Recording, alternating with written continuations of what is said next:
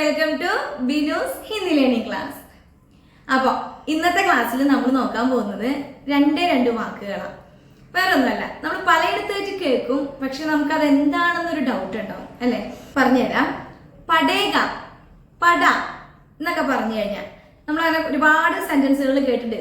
പടേക, പട എന്നുള്ള വാക്ക്. Okay, may പടാഹും അതല്ല കേട്ടോ. ആ പട എന്ന് ഉദ്ദേശിച്ച് നമ്മൾ വായിക്കുന്ന ഒരു പടയുണ്ട്. അപ്പൊ നമുക്ക് ഡൗട്ട് വരും ഇത് എന്തുവാന്നുള്ളത്. അപ്പൊ ഞാൻ അത് സെന്റൻസുകളിലൂടെ നിങ്ങൾക്ക് വിശദീകരിച്ചു തരാം. ഓക്കെ, ശരി. ആദ്യം തന്നെ നിനക്ക് വന്നേ പറ്റൂ നമ്മൾ പറയാണ് ഒരാളോട്, നീ എന്തായാലും വന്നേ പറ്റൂ എന്ന് പറയില്ലേ. അതിന് നമ്മൾ സെന്റൻസ് പറയുന്നത് ആപ്കോ ആനാഹി പടേക. മനസ്സിലായോ? ആ പടേക എങ്ങനെയാ വന്നേ? നമ്മൾ പറയാം നീ വരണം എന്നാണെങ്കിലോ ആനാഹെ അല്ലേ. ആനാഹെ എന്ന് പറഞ്ഞാൽ നീ വരണം, അത്രയേ ഉള്ളൂ. പക്ഷെ നിനക്ക് വന്നേ പറ്റൂ നമ്മൾ കമ്പൽസറി ആയിട്ട് പറയുമ്പോൾ ആപ്കോ ആനാഹി പടേക, അവിടെയാണ് നമ്മൾ പടേക യൂസ് ചെയ്തത്. മനസ്സിലാവുന്നുണ്ടോ? ഓക്കെ, ഇനി ഒരു സെന്റൻസ്. അവന് വേണ്ടി ഞാൻ എന്തെങ്കിലും ചെയ്തേ പറ്റൂ. അവന് വേണ്ടി ഞാൻ എന്തെങ്കിലും ചെയ്തേ പറ്റൂ. ഉൻകെ ലിയെ മേ കുച്ച് കർനാ ഹി പടേക. മനസ്സിലായോ? ഉസ്കെ ലിയെ മുझे കുച്ച് കർനാ ഹി പടേക.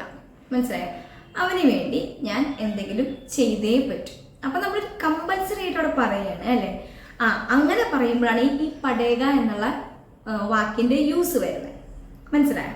ഇനി ഒരു സെന്റൻസ് കൂടി നോക്കാം. എനിക്ക് വേഗം പഠിച്ചേ പറ്റൂ. ഇപ്പൊ നമ്മൾ എന്തെങ്കിലും തയ്ക്കാനോ അല്ലെങ്കിൽ സൈക്കിൾ ചവിട്ടലോ എന്തെങ്കിലും ആയിക്കോട്ടെ, എന്തെങ്കിലും പഠിക്കുന്ന കാര്യമായിക്കോട്ടെ. അപ്പൊ നമ്മൾ പറയാണ് ഇതെനിക്ക് വേഗം പഠിച്ചേ പറ്റൂ. അപ്പൊ നമ്മൾ യൂസ് ചെയ്യുന്നത് ഇവിടെ പടേകയാണ്. മുझे ജൽദി സീഖ്ന പടേക. മനസ്സിലായോ? എനിക്ക് വേഗം പഠിക്കണം എന്നാണെങ്കിൽ മുझे ജൽദി സീഖ്ന ഹെ, അത്ര നമ്മൾ പറഞ്ഞാൽ മതി. പക്ഷെ ഇതെനിക്ക് തീർച്ചയാണ്, ഇതെനിക്ക് പഠിച്ചേ പറ്റൂ എന്ന് പറയുമ്പോൾ മുझे ജൽദി സീഖ്ന പടേക. യൂസ് മനസ്സിലായില്ലേ ഈ പടേകയുടെ? ഓക്കെ, ഇനി ഈ പടേക എന്ന് പറയുന്നത് വേറൊരു സിറ്റുവേഷനിലും കൂടി വരുന്നുണ്ട്. അതുകൂടി നമുക്ക് ക്ലിയർ ചെയ്യാം. ഇപ്പൊ നമ്മൾ പറയണേ ഇന്ന് എനിക്ക് അമ്മയുടെ ഒന്ന് വഴക്ക് കിട്ടും. മനസ്സിലായോ? ആജ് മുझे മമ്മാ സെ ഡാറ്റ് പടേഗി. മനസ്സിലാവുന്നുണ്ടോ? ആജ് മുझे മമ്മാ സെ ഡാറ്റ് പടേഗി എന്ന് പറയുന്നതും എന്താണ്? ഈ പടേകയുടെ യൂസ് ആണ്. അതുപോലെ തന്നെ അടി കിട്ടുന്നതാണെങ്കിലോ ആജ് മുझे മമ്മാ സെ മാർ പടേഗി. മാർ പടേഗി എന്ന് പറയുന്ന അടി കിട്ടുന്ന കേട്ടോ.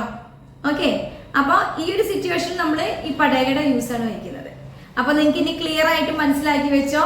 ഇതെന്താ? ഇത് നമ്മൾ മനസ്സിലാക്കിയാൽ മതി. ഇത് ഇങ്ങനെ പഠിക്കുകയല്ല, മനസ്സിലാക്കണം. കുറച്ച് കുറച്ച് നാൾ കഴിയുമ്പോൾ നമുക്ക് ഇതൊക്കെ കേൾക്കുമ്പോൾ മനസ്സിലായിക്കോളും. ഇത് നിങ്ങൾക്ക് മനസ്സിലാക്കി തരാൻ വേണ്ടിയിട്ടാണ് ഇതിന് വേണ്ടിയിട്ട് സ്പെഷ്യലായിട്ട് ക്ലാസ് ഇട്ടത്.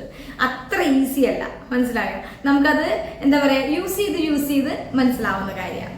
ഓക്കെ, ഇനിയുള്ളത് പട എന്ന് പറഞ്ഞു കഴിഞ്ഞാൽ നമ്മൾ തെറ്റിദ്ധരിക്കണ്ട. പഠന എന്ന് വെച്ച് കഴിഞ്ഞാൽ വായിക്കുക എന്നൊരു പഠനയുണ്ട് അല്ലെ. പടായിക്കാരന എന്ന് പറയുമ്പോൾ പഠിക്കുക എന്നൊരർത്ഥമുണ്ട് അല്ലെ.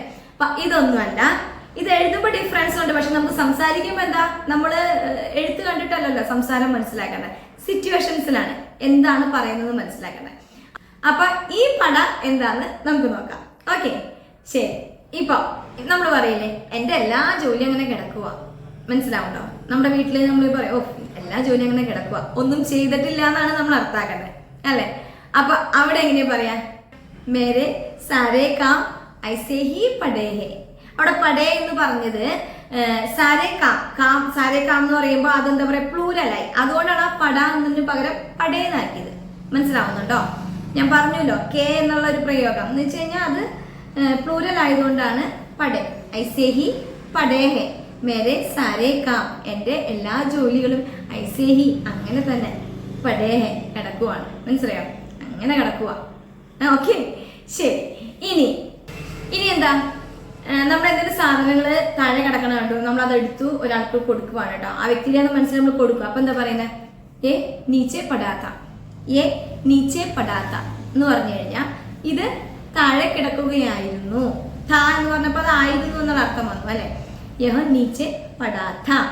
മനസ്സിലായോ? അവിടെ പടാ എന്ന് കാണുമ്പോൾ വായിക്കുക എന്നോ അല്ലെങ്കിൽ പഠിക്കുക എന്നുള്ളൊന്നും അർത്ഥം അവിടെ വരുന്നില്ല. മനസ്സിലായോ? ശരി. ഇനി എന്താ, ഇനി നമ്മൾ പറയത്തില്ലയോ അതുകൊണ്ട് എനിക്ക് അങ്ങനെ പറയേണ്ടി വന്നു. അപ്പൊ നമ്മൾ എന്താ പറയാ? ഇസ്ലിയെ മുझे ऐसा बोलना पड़ा. അതുകൊണ്ട് എനിക്ക് അങ്ങനെ പറയേണ്ടി വന്നു. इसलिए मुझे ऐसा बोलना पड़ा. അതുകൊണ്ട് എനിക്ക് അങ്ങനെ ചെയ്യേണ്ടി വന്നു. इसलिए मुझे ऐसा करना पड़ा.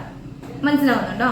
അപ്പോൾ അതുകൊണ്ടാണ് എനിക്കത് ചെയ്യേണ്ടി വന്നു. അപ്പോൾ നിങ്ങൾക്ക് അതിന്റെ അർത്ഥങ്ങൾ മനസ്സിലാവുന്നില്ല, എങ്ങനെയാണ് നമ്മൾ ആ പട യൂസ് ചെയ്തത്. ചെയ്യേണ്ടി വന്നു, എന്താ പറയാ, പറയേണ്ടി വന്നു, അതിനാണ് നമ്മൾ കർണാ പട, ബോൽനാ പട. മനസ്സിലായോ? അപ്പോൾ ഇത്രയേ ഉള്ളൂ. ഇത് നിങ്ങൾക്ക് മനസ്സിലായി എന്ന് വിചാരിക്കുന്നു. അത് മാത്രമല്ല, കുറേ സെന്റൻസിലൂടെ നമുക്ക് മുന്നോട്ട് ഇത് പഠിക്കാം കേട്ടോ.